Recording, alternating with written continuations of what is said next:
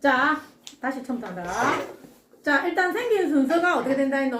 고구려, 백제, 신라 생겼어. 그럼 그 중에서 저번 시간에 전성기 온 나라가 백제. 그럼 백제 왜 전성기 온다고 했지? 한강을 차지했어. 한강을 차지하면 뭐가 좋아지는데?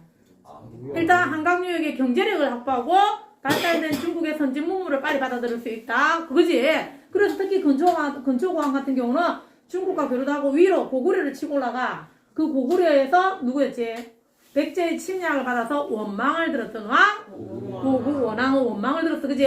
그러고 난 다음에 그럼 고구려가 망했느냐? 아니잖아. 다시 정비를 하고 소수림왕 때 정비를 하고 그 다음 나오는 사람이 누구냐면 광개토대왕이 이제 내려올 거야. 자, 만주벌판 달려라. 그렇죠. 여기 가사에서 알 수 있듯이 광개토대왕은 주로 위로 올라가는 사람이에요. 위로. 그러면 우리가 전성기라고 이야기하면 단순하게 영토학장만 이야기하면 광개토대왕이 더 많아. 근데 내가 전성기는 어디를 차지해야 된다고 했지? 한강을 차지한 순서로 하기 때문에 광개토대왕보다는 그 다음 왕이 누구? 장수왕을 봅니다. 그러면 광개토대왕이 저번 시간에 나온 적이 있는데 우리? 그렇죠. 신라에 쳐들어오는 왜구를 무찌러준 사람이 누구라고 했노? 광개토대왕. 그래서 신라에서 고마워가지고 밥뚜껑 같은 거 하나 있었지? 뭐가 있었노? 호명 그릇에 보면 광개토대왕에 대한 감사한 내용이 적혀 있었지, 선웅아? 네. 자, 그게 광개토대왕이야. 그러면 그 옆에 표 봐봐라. 비석이 2개 나와 있잖아. 광개토대왕 릉비 하나 나와 있지? 광개토대왕 릉비. 광개토대왕의 무덤에 세운 비석이야. 누가 이걸 세웠을까? 와, 중국이 우리나라 광개토대왕을 기리기 위해서 비석을 세워줘. 이런 그렇죠. 그 아들 장수왕이 자기 아버지를 기리기 위해서 이 비석을 세우는 거라. 그러면 그 비석에 그 비석 사이즈 한번 봐봐라. 옆에 사람 크기 보이나 봐봐. 이거 실물 사이즈거든. 사람의 몇 배고 지금 한 4-5배 되겠지? 예, 실제 높이입니다 이게. 그러니까 이 비석에 보면 쭉 사방에 돌아가면서 신라에 쳐들어 왜구를 무찌렀다는 내용이 들어있고 만주불판으로 진출했다는 내용이 적혀있어. 그러면 이 광개토대왕이 이렇게까지 했 이유는 뭐라고 했노? 신라에 쳐들어 왜구를 무찌르라고 굳이 자기가 나온 까닭은 자기 고구려가 이 세상의 중심이라고 생각해서 내 밑에 아들 내가 챙겨야 된다고 생각했는 거라. 이게 광개토대왕의 호영락에서도 알 수 있고요. 고구려가 천하의 중심이라고 여겼다. 그때는 중국과 교류도 이 고구려는 비슷했다고 이야기를 합니다.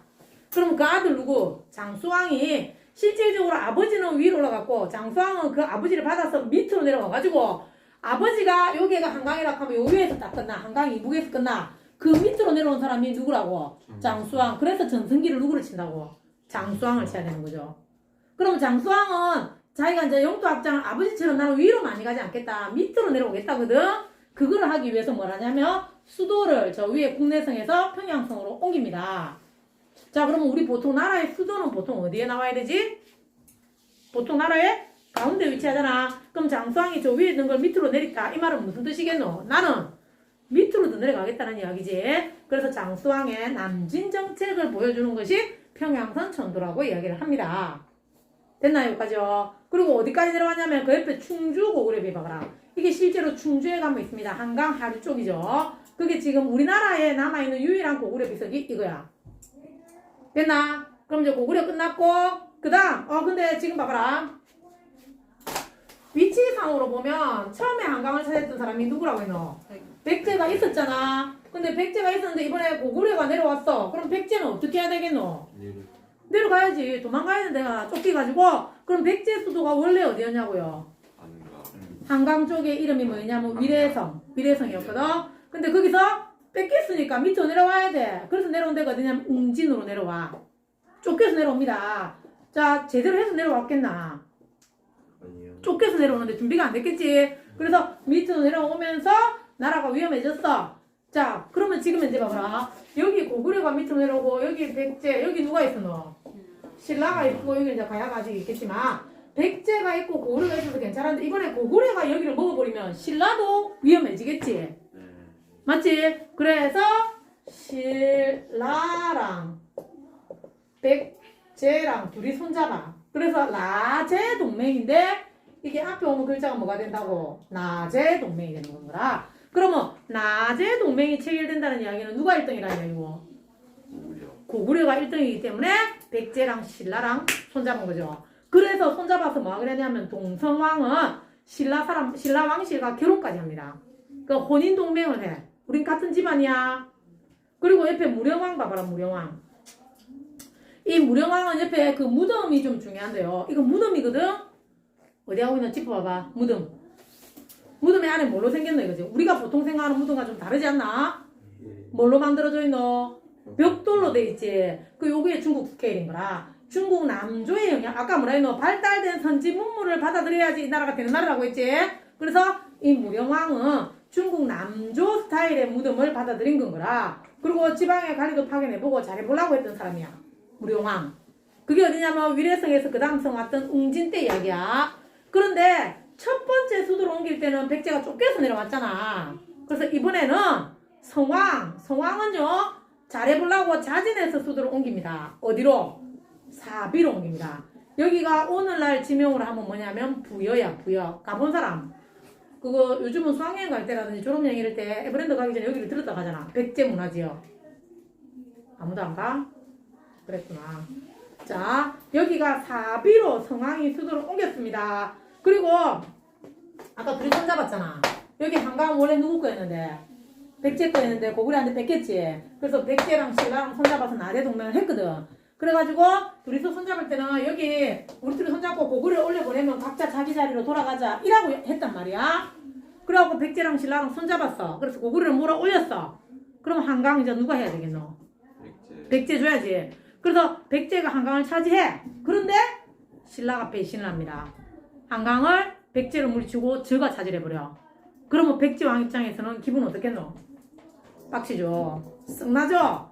성이 난 왕이 누구라고? 성왕이야. 백제 성왕이 방금 어떻게 한다고 했노? 백제 성왕이 썩난 이유가 뭐라고 했습니까, 선생님? 그 땅 뺏겼어요. 어디? 저기 한강. 그렇죠. 한강을 근데 봐봐 차지는 했는데 일시적 차지가 중요한 거라. 차지했다가 금방 누구한테 뺏겼어? 신라한테 뺏겼어? 야 지금 짜증났어. 썩났어. 어떻게 할까 민기야? 썩이 났어. 직접 싸우고 나서야 되겠죠. 우리가 드라마 같은 데 보면 왕이 직접 전투에 나서진 않더라 이가. 근데 이 성왕은 성이 나서 직접 전투에 나서 어떻게 됐을까? 죽어서 관짰어. 관산성 전투입니다. 성왕이 죽었습니다. 관산성 전투. 자, 성왕의 업적을 뭐로 이야기하냐면 이 사람은 잘해보려고 자발적으로 수도를 웅진해서 사비로 옮기고 나라 이름도 남부여로 바꾸고 잘해보려고 했던 사람이야. 그런데 신라가 배신하는 바람에 한강유역을 일시 차지했다가 뺏겨. 그래가지고 관산성 전투에서 전사한 왕이 누구다? 성왕입니다. 자, 이렇게 갔는데 그러면 이제 고구려 했지, 백제 했지, 어디 남았노? 신라 갈 겁니다. 신라는 왕이 몇 명 있는데요. 일단 지증왕. 이 지증왕은 우리가 많이 들어봤는데 독도는 우리 땅 노래 가사에 보면 지증왕이 나옵니다. 그 전에 지증왕이 한 일은요. 신라 왕후변 천사 한번 봐라. 거서관, 차차홍, 이사금, 마리깐. 그 다음에 왕이라 써야 되지. 이 왕이란 말을 처음으로 쓴 사람이 지증왕이야. 그리고 신라는 처음부터 나라 이름이 신라가 아니었거든요. 국호. 나라 이름을 정식으로 신라로 쓴 사람이 누구라고? 지증왕. 그리고 이 사람이 농사 짓는 데 있어서 소를 처음으로 이용한 사람, 소자를 써서 우경을 실시한 사람이 지증왕이야. 그리고 우리가 아는 독도 우상국 정벌 지증왕, hen일이 많지? 지증왕. 이게 한국사 시험에 아주 잘 나옵니다. 옛날에 비해서 이 지증왕이 좀 알려진 게 없더란데 중학교 와서 완전히 추가해야 된다. 그 다음에 이제 법풍왕의 법자는 무슨 법자겠노? 우리가 아는 법이야, 법.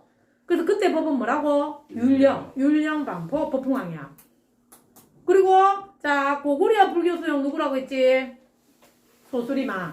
백제 침유왕. 근데 신라는 바로 불교를 받아들이지는 않았거든. 이거 사이비 종교를 퍼뜨려 다닌다 해서 그 퍼뜨리고 다니는 이차돈을 잡아다가 채용을 해. 그러니까 이차돈이 뭐라고 이야기하냐면 부처님이 진짜 계신다. 안 믿는데 내 말을 내가 증명해 보이겠다. 내를 죽이면 부처님이 계시다는 걸 증명하겠다. 내가 죽으면 흰피가 나올 거다. 진짜로 피는 무슨 색이야? 그런데 이차돈이 목을 치니까 흰피가 나옵니다. 그래서 불교가 신라에서 정식으로 공인이 됩니다. 나는 뭐 그렇답니다. 그래서 흰피 이차돈 이야기가 나오죠. 됐나요? 그 다음에 자 내가 지금 몇 개 했노? 고구려 백제 신라를 했잖아. 여기 뭐가 있노? 여기 가야가 원래 있었거든.